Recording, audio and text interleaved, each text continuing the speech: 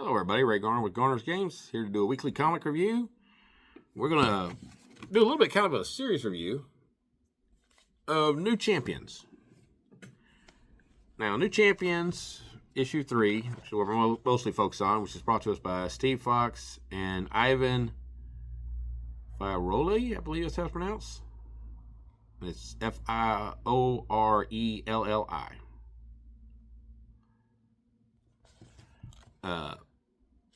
But this book,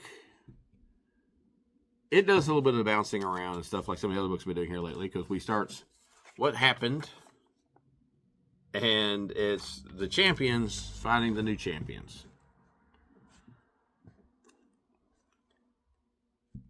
And it's it really quickly goes into it, trying to figure out what's going on. The teams are fairly evenly matched. Then we bounce back to before, which basically reflects on what have happened in the first 2 issues. And I really like the fact that this book very much gets back to what Marvel's supposed to be.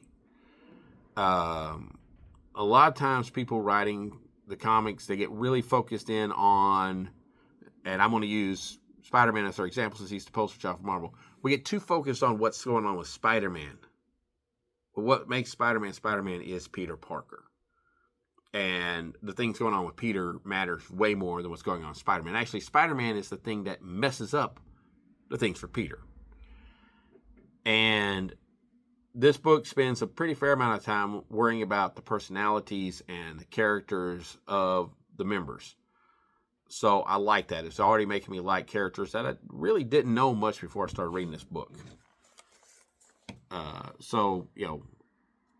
We continue on with that, and we find out that our main villain for the series, Magnedrix, I think that's pronounced that, and I think it's funny because she's got this kind of Magneto-ish costume, and the guards pointing like, "What's your deal, kid? You some kind of Magneto fangirl?"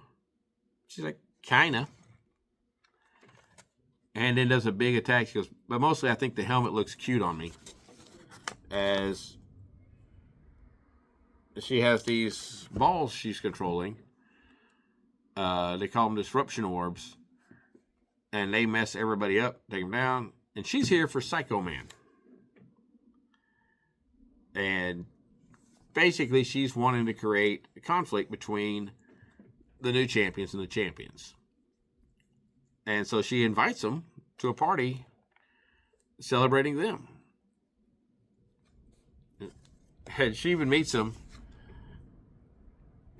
in a classic Marvel thing of, she meets them in a business suit in her villain costume colors. So that's her secret identity, if anybody's paying any kind of attention. And they immediately start having some problems as Psycho Man activates this device to amplify everybody's anger. Which, of course, results in a big fight.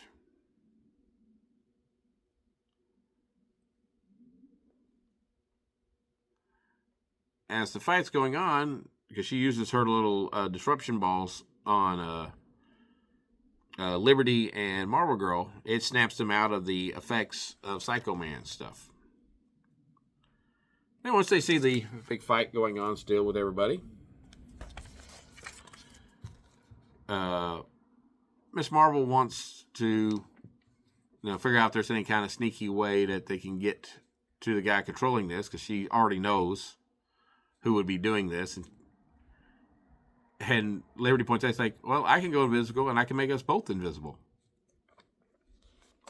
So they sneak up on him, invisible, take his control box, turn everything off, capture him. And then they're trying to figure out, why is this girl so mad at us? And of course, we don't have a full answer on that, but she's got her little minion guy doing some sort of spell to be continued in the next issue. All I can say is this book is a lot of fun. it is really, really just kind of old school style Marvel, kind of modernized using, younger characters. I'm not sure how old our writer is. Steve Foxe. I'm probably going to guess most comic writers are going to be in their 30s or older.